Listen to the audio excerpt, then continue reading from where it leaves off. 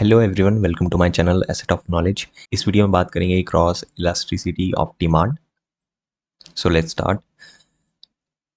Cross elasticity of demand means it measures how the quantity demanded of one good change when the price of another good change by keeping the income and other factors constant. Last video में हमने बात की थी income elasticity of demand, जिसमें कि income में change होने की वजह से क्वांटिटी डिमांडेड में क्या चेंज आ रहा है वो हम स्टडी करते हैं।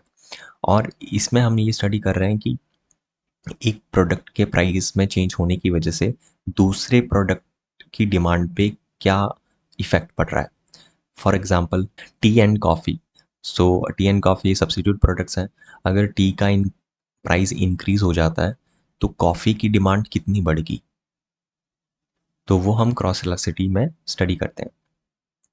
और इसका जो फॉर्मूला है वो है percentage change in quantity demanded of X divided by percentage change in price of Y, not X, Y, दूसरे प्रोडक्ट का प्राइस लेंगे। अब इसको हम एक टेबुलर फॉर्म की हेल्प से समझते हैं। तो मैंने यहाँ पर कॉमोडिटी लिया पहले कॉलम में, फिर प्राइस लिया, फिर क्वांटिटी ऑफ एक्स लिया, फिर प्राइस लिया, फिर से क्वांटिटी एक्स लिया है, और यहाँ पर हमने बताया कि कैलकुलेट किया है कि कितना हमारा जो इलास्टिसिटी कितनी आ रही है, और यहाँ पर लास्ट में रिलेशन है। तो लेट्स से पेप्सी को हमने एक्स कंसीडर किया है और कोक को हमने वाई कंसीडर किया है। तो ओरिजिनल जो प्राइस था वो वाई का, वो पहले 20 रुपीज़ था, और अभी जो क्वांटिटी ऑफ एक्स थी वो थी 100 रुपीज़। अब देखिए हम प्राइस में कितना चेंज आया, कोक के प्राइस में कितना चेंज आया, 20 से ये 22 हो गया, 20 से ये 22 हो गया, है ना। तो यहाँ 10% का चेंज आ रहा है प्राइस में। और अगर हम क्वांटिटी देखें तो पहले 100 क्वांटिटीज़ परचेज की जा रही थी of x, that is Pepsi, और अब देखें तो 115 हो गया। तो ये यहाँ पर कितना चेंज हो गया है, 15% से चेंज हो गया। तो 15% ऊपर और नीचे 10%, तो ये हमारा आ जाएगा 1.5। और यहाँ पर जो रिलेशनशिप होगा इन प्रोडक्ट्स का वो सब्सिट्यूट्स का होगा, कोक एंड पेप्सी। वैसे ही अगर हम दूसरे केस में बात करें कॉम्प्लीमेंट्री गुड्स की, जिसे हम बात करें जैसे कि प्रिंटर है, इंक है, शुगर एंड टी है, तो वो हमारे कॉम्प्लीमेंट्री प्रोडक्ट्स होते हैं। पेट्रोल एंड कार है। कॉम्प्लीमेंट्री गुड्स में जो रिलेशनशिप होता है वो नेगेटिव होता है, कि अगर पेट्रोल का प्राइस लेट्स से डिक्रीज हो गया तो कार की जो डिमांड है वो इंक्रीज हो जाएगी। अब देखते हैं इसमें कैसे दिया हुआ है। प्राइस ऑफ वाई,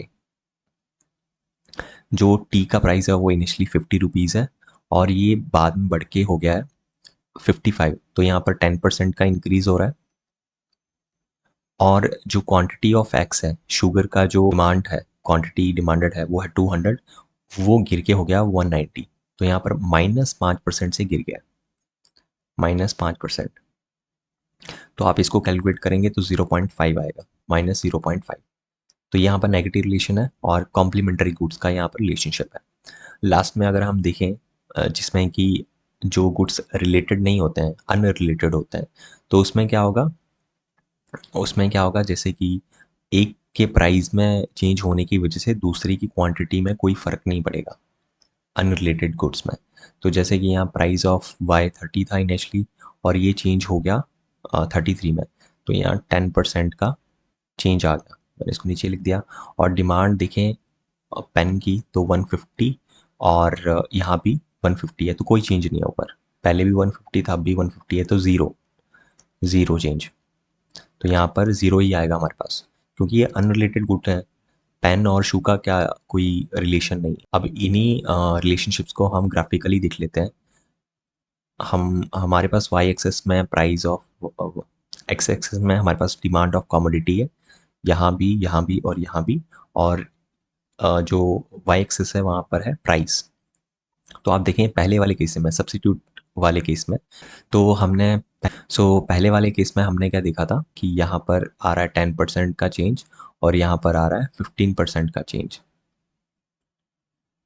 10% का चेंज प्राइस में और 15% का चेंज डिमांड में, तो पॉजिटिव रिलेशन था। तो यहाँ पर पॉजिटिव रिलेशन था। तो ये हो गया हमारा सब्सिट्यूट के केस में, जहाँ की पॉजिटिव रिलेशन आता है कि एक के प्राइस बढ़ने से दूसरे की डिमांड बढ़ जाती है, दूसरे प्रोडक्ट की डिमांड बढ़ जाती है, तो यहाँ पर पॉजिटिव रिलेशन है। अब हम बात करते हैं दूसरे केस में, जिसमें कि हमने कॉम्प्लीमेंट्री प्रोडक्ट्स को डिस्कस किया था, जिनकी जो रिलेशनशिप होती है वो नेगेटिव होती है, जैसे कि शुगर एंड टी। तो अगर शुगर का प्राइस ज़्यादा हो गया तो हम टी का कंजप्शन भी कम कर देंगे, तो इसलिए नेगेटिव स्लोप है, इस तरफ जा रहा है नेगेटिव। और जो हमने लास्ट डिस्कस किया था अनरिलेटेड केस में, अनरिलेटेड प्रोडक्ट्स में, जिसका कि शू और पेन का देखा था। शू और पेन का कोई रिलेशन नहीं है। अगर शू का प्राइस बढ़ रहा है तो पेन का कंजप्शन में कोई फ़र्क नहीं आएगा, वो कोई चेंज नहीं आएगा उसमें। So I hope you find this video helpful about cross elasticity of demand. So if you like this video, please subscribe our channel. Thanks for watching.